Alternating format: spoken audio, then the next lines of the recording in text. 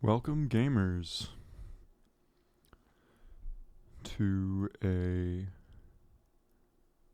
hat format duel and deck profile video. In this video, I'm playing Worm Chaos, but we will get to the deck profile after this game. I'm only going to show my hand so we can go through what I was thinking at the time. So the obvious play is to go for Worm Zex and get Yagen. Yagen's effect, of course, while you only control Worm Zex, you can bring out Yagen. But it is banished when it leaves the field. Unless, of course, you overlay with Worm Yagen, and then it will still go to grave. And then here I was thinking for a little bit on whether or not to use Instant Fusion, but I save it because there's not really a rank 4 that I need to make right now. Even though Instant Fusion would make my Blackluster Soldier live, as the level 4 fusion I'm playing is dark.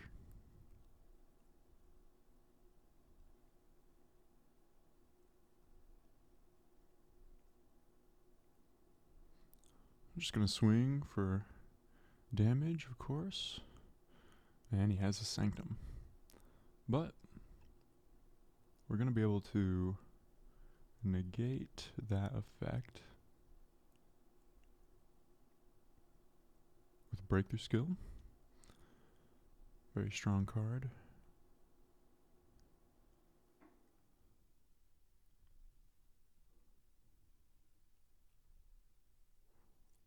I'm going to flip up Yagen to kind of set him back in tempo a little bit.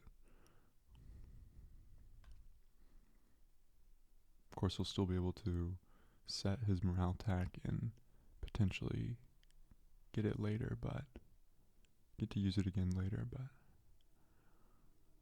it's worth it for now.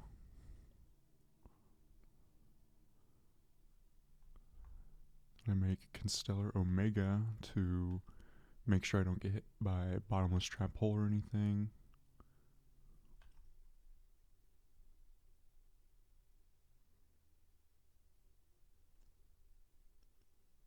Omega, not a card that just any deck can play because it does require 2 lights. I draw my 1 copy of Traptrix Mermelio, which is great. It's always nice to draw the 1 Mermelio before you draw the 1 Bottomless.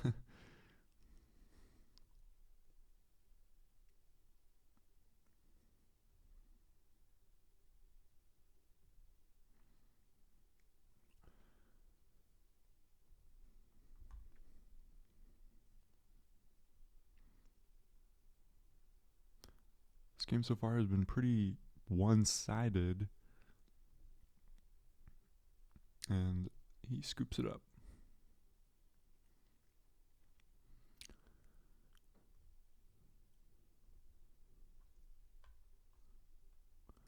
I don't remember exactly what I sided for this matchup, but we'll see if I draw anything that I know is in the side.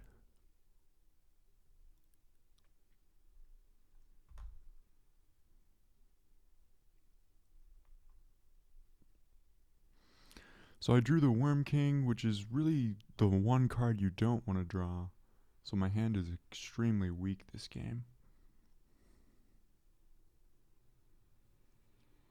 At least it feels very weak. I could have set Honest to prevent damage, but I want to normal summon it next turn so I can mind control his guy, potentially. Okay, yes, I did side in the hand package.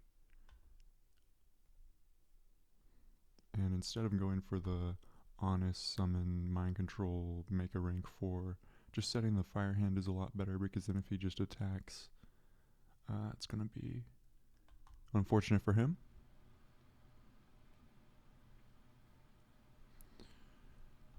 Probably getting Sanctum. Usually when your Duality and Sanctum pops up, the player will get Sanctum. It's just that good. But we'll see. Yes, he does get Sanctum. And he does attack my Fire Hand.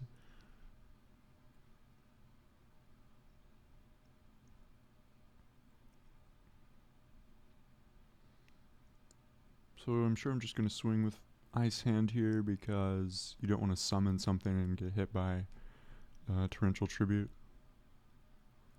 Especially I know he has Sanctum, so if he did have Torrential Tribute, he could go Chainlink 1 Sanctum, Chainlink 2 Torrential, so that my Ice Hand would miss timing. And then setting the Jaegen, because if I flip this up, I'll be able to Tribute Summon Worm King.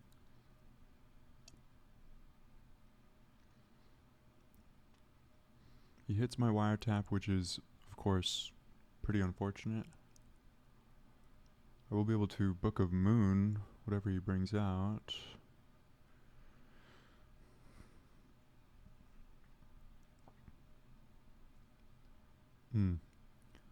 That's right. So now he has 2 monsters and he's going to pop my Book of Moon, so I don't have the ability to hold on to my Ice Hand anymore, because he will have 1 monster to get rid of it. Maybe I should have Book of Moon the Dweller, but I'm thinking, I remember thinking I have Jaegen, so I can bounce the Dweller anyway. And it's not like I need any grave effects on this turn.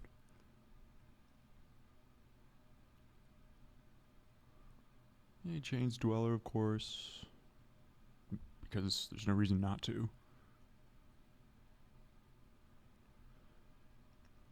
And then Mind Control finally coming into play.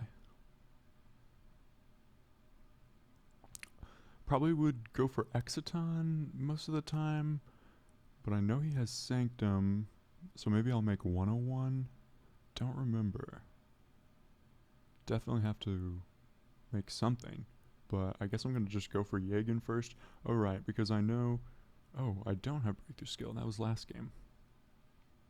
So yeah, definitely should have made something there. That was a mistake. Because now I have to normal summon Honest. Or Valor, right, because I am playing 2 level 5 Synchros. One of them is Dark, but he has Bottomless. So my BLS still not live. He's gonna get a pretty good chunk of damage. Sets a bunch of back row. And then I'd have to set Honest despite it dying. And I'm gonna scoop it up when he call the Haunted for Myrmelio. So we go to game 3.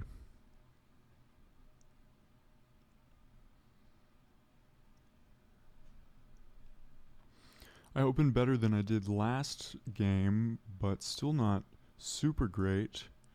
I remember I didn't use the Worm Trap card this whole match, which is too bad because that card is just really fun to use and summon a Worm King for free.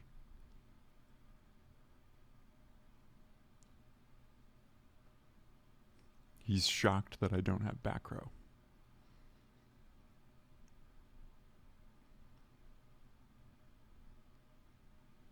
He probably won't attack because of what happened last time he attacked my set being Firehand.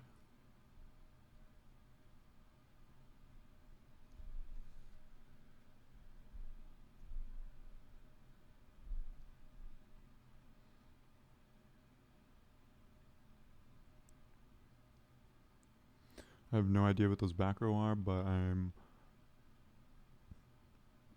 very tempted to double MST so that I can just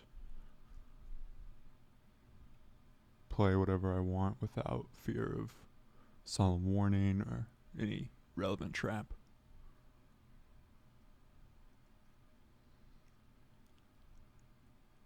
And he's glad because I MST'd Sanctum. Pretty much the worst card. You can blind MST because he'll summon Morale Attack, get Morale Attack's effect, and get Sanctum's effect to pop. So I can say goodbye to my Sayegan because of Sanctum. But I'm not too worried because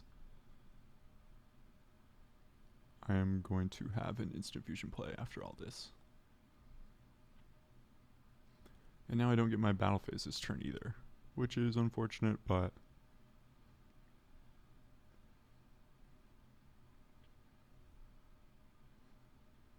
we play on. So Zex, the clear choice, because even though I'm going to use instant fusion, I can still get a Jagen on the field. Oh yes, and I'm contemplating right now whether to send another Jagen or to send one of my level 3 worms. But it makes more sense to just send another Jagen. Especially if I draw Soul Charge later on.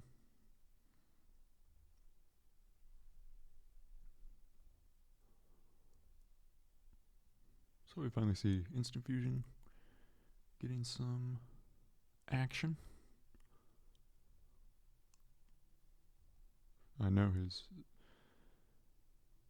back row is just a morale attack now from the ignition, so the battle phase is skipped.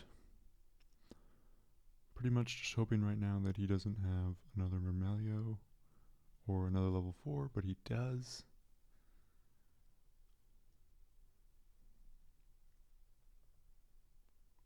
So there goes my Jagen. This was Fire Hand. Oh yes, and it is banished because it was summoned by its effect. He makes his own 101. And it's starting to look very bad for me as I am down 2 cards to 6. But that's no reason to give up. There's plenty of life points. The game goes on. So we set the 3rd copy of Jagen because it will out his 101. Didn't really have any other play.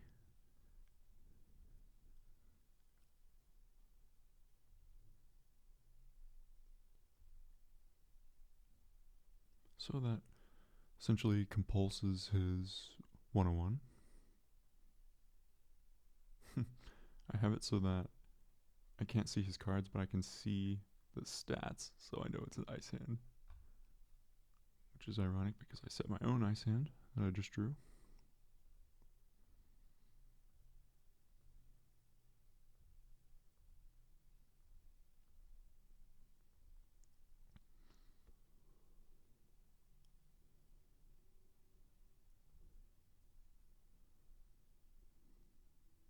It's fun to see the hands interact with each other.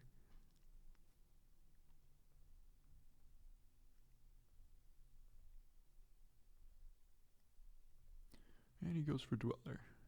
He could have made Black Ship of Corn, which would have probably been a little bit better because then it prevents me from just normal summoning a monster and then making a extra deck play.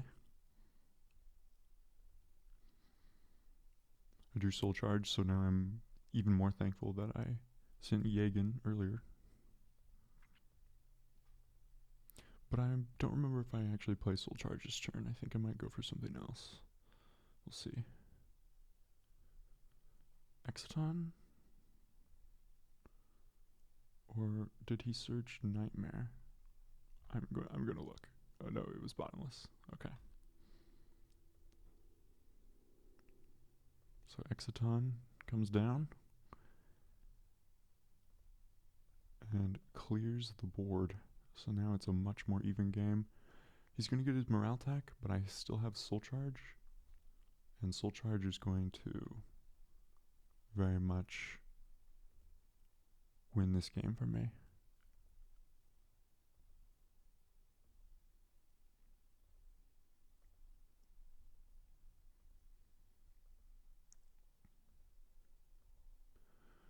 Debating on whether to summon 4 or 5. I go for 5. And he crows one of my monsters, which I really don't mind at all. If I had only selected 4, then it would have been more painful to have been DD crowed there. I would have had to just probably bounce Honest and then make a 101.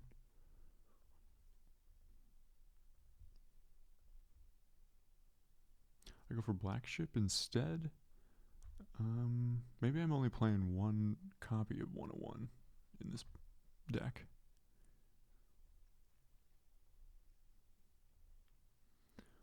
Alright, and I'm going to make Karen Gorgon here because of him potentially having Compulse or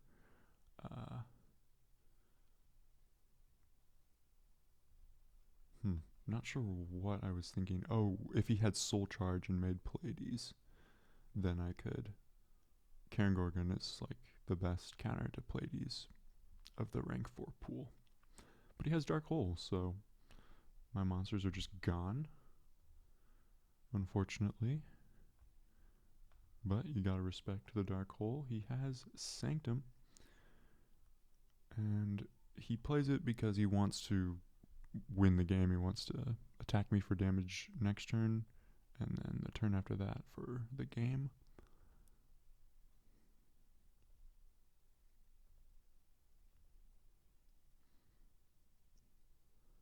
This is a pretty clutch top deck because I'm only playing one of this guy.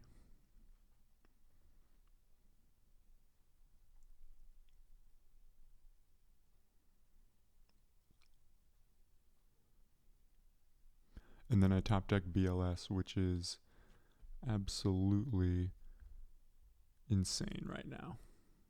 Because he would have to have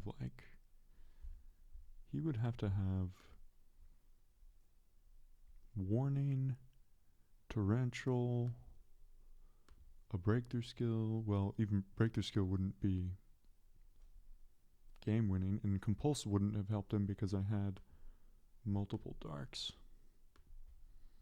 Plenty of lights and multiple darks.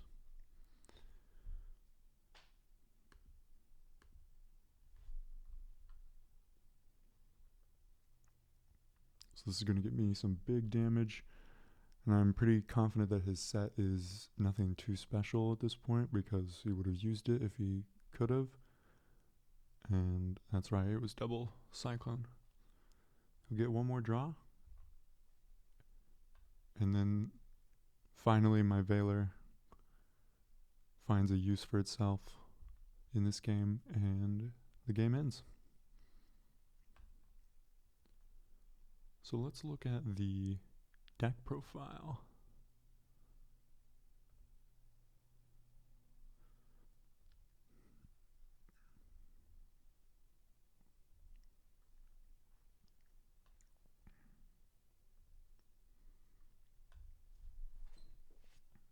Okay, so here's the deck. We got BLS because he's just too good. And then we've got 6 hand traps, well really 7 if you count Honest, but 6 hand traps that are pretty decent in different matchups. Some are definitely better than others depending on the matchup. I know a lot of people don't like to main deck some of these cards, but I think they can be pretty good. Veiler is probably the worst of these 3 in the main deck, but for this deck, it's nice because you can make level 5 synchros. These are definitely the best 2 in my opinion, because this one you can attack over hands, you can attack over a set Gear armor, and they won't get their effects. And then Cataster is nice because it can actually out a Leo, the keeper of the sacred tree, a card that can't be targeted. And it's a dark, of course, for BLS, because if you notice, there are only 3 actual main deck dark monsters, one being Cray Bandit. Cray Bandit obviously didn't see it in the duel in the match, but in theory it will get you to Soul Charge, and whatever you send is fine, you know. And if you don't send Soul Charge, surely you'll send something you can get. And then since we're playing 3 breakthrough skill, I mean, you're likely to mill something good off of this, but only one, because it's not like the whole idea of the deck, unlike Sylvan or Lightsworn or something, where you would be playing multiples of these, most likely. And then Honest, because a lot of the monsters are light, and it's just another level 4 you can use for rank 4 plays, and then the level 5 synchro plays. The one Mermelio, like we talked about, didn't really feel like playing more than one, because I'm only playing Bottomless and not playing Nightmare or anything. Only one Carteros, because I don't like how little defense he has. When you use this card, you really need the monster that you flip up with this to live. Let's read this card because I didn't actually get to use it. Change all face down monsters in the field to face up defense position. Okay? So there has to be at least one set monster on the field for you to be able to play this card. And then during the end phase of this turn, change all face up light reptile monsters you control to face down defense position, then draw 1 card for each. So you plus for however many you set. And then it's also advantageous to set Jaegen again, of course, because then you can use its effect again. And then after you set those worms, you special summon 1 level 7 or higher light reptile monster, so Worm King. You'll summon Worm King. So that's why you really don't want to draw this card, because then you can't summon it off of Nebula. Okay, so only one of this. And then the idea behind me playing this card was I was looking through all the worms that were legal at the time of hat format, and this one's effect made up for his lack of defense, because if you have this set and you play the trap card, he'll get his flip effect, so then if they attack over it or they destroy it with like Dark Hole or anything, it'll come back at least that one time, and then if it lives to the end phase after that, it'll still be set by Nebula, and you'll still get the summon. So in theory, this is a pretty good worm to have set with Nebula early in the game. And then it's also interesting that it's level 3, because I don't like maining Mind Control against Mermail, typically, because a lot of the time you don't have a level 3, but against Mermail, you can Mind Control their set Lind, and then if you have a level 3, make a rank 3, and then your Mind Control wasn't just wasted on targeting a set Lind that you have to give back to them. So it's also nice for that. I mean, Mermail is only one matchup, so I can definitely see people not wanting to play this, or never playing level 3s at all in a deck and being fine with it, because it is mostly fine, but it is something to think about. Like, if you're going to main Mind Control, can your deck play a level 3 in any way? Because then you'll get more value against Mermail with Mind Control. Alright, and then we have the Worm King, which is just fun to get out there. However you get him out there, it's big and has a nice little pop effect. And then Worm Zex and Worm Jaegen, the best 2 worms, of course, so we're maxing out on those. Book of Moon, can reset your own Jaegen, it interrupts the opponent's plays. Dark Hole self-explanatory. Lance is good. Lance especially good if you're bringing in the hands later on. The one instant fusion, bring out a dark, make BLS a little more alive. Really only need one of this in this deck. And 3 MST, nice to just clear stuff. Good against a lot of matchups. And 2 Soul Charge, because it's Soul Charge. 3 Breakthrough Skill, 1 Bottomless. The Transmigration Prophecy, I played this because it's good against Soul Charge, it's good against Morale Attack, getting its effect in Grave. And it's especially nice against Soul Charge because as opposed to something like Solemn Warning, if you Solemn Warning a Soul Charge, they can play a second Soul Charge. But if you Transmigration Prophecy, you're probably going to hit most of the targets, unless they targeted 5, of course. And then it's just a nice tempo card, and kind of, since I already have these hand traps,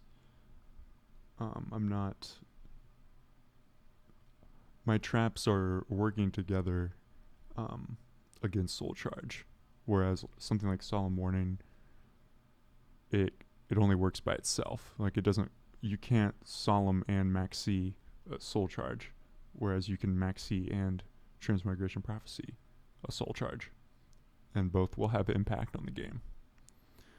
Then the 3 Meteorite, which we kind of already went over. It's really the card you want to see on your first turn, but as we saw, it can be fine even if you don't see it. And 2 Wiretap, just to really solidify and making sure that plays go through. Alright, then I guess I'll go over the extra deck. We got the Instant Fusion target, the 2 Synchros we talked about, and then the rank 4s that are all very standard. I guess Karen Gorgon isn't played in every deck, but I find it to be really good, especially because it's a dark, so you can summon BLS. Omega, amazing. Emerald for those late game recyclings. This is for something in the side deck. I have to get to that. And then Exciton, Cowboy, Gaia Dragon. Playing this also is good when you main deck Mind Control. So you can take their rank 5 or their rank 6 and then just make this. And then 101, the rank 3 that I'm playing, this could be Alucard. It can be really any rank 3, but just need one rank 3 for the potential of mind controlling Lind and then having a level 3. Or, even just having like 2 of these, you can make a rank 3 if you kind of brick on them, because that would be not ideal probably to draw 2 of those. Or if like Curry Bandit gets Breakthrough Skilled or something. Black Ship and the other light exclusive Paladynamo, really awesome card. I've always liked this card. It's pretty strong. But if it gets Solemn Warning, you do not get to draw, because you do have to control it on the field and then have it be destroyed to get its grave effect to draw. Alright, so then the side deck. I felt like this deck was probably weakest to Infernity, so a lot of the side deck choices are for Infernity. So we got the 3rd DD Crow, the 3rd Maxi, a small hand package, mainly for Infernity, but obviously came up against Artifact Trap Tricks. I'm not sure what I sided out exactly, but probably Maxi and maybe an MST, probably not. Oh, probably Bottomless. No, I didn't side out Bottomless.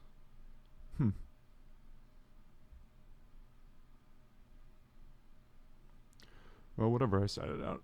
And then Black Horn of Heaven for rank 4 decks, Compulse for any deck that might make like Beals or just something random. Oh, and you can Compulse your own set monster if they try to use Nobleman of Crossout 2 debunk for Mermail and Bujin and Dragon Rulers.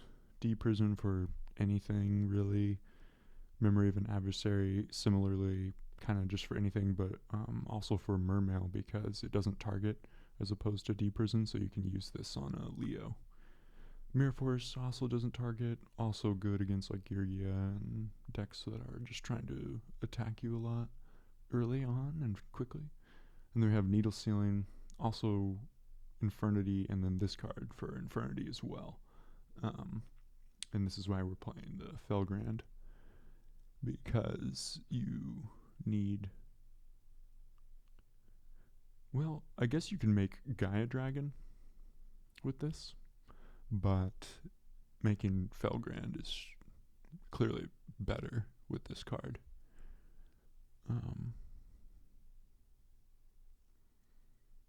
You can also side this in against Gigia if you wanted to.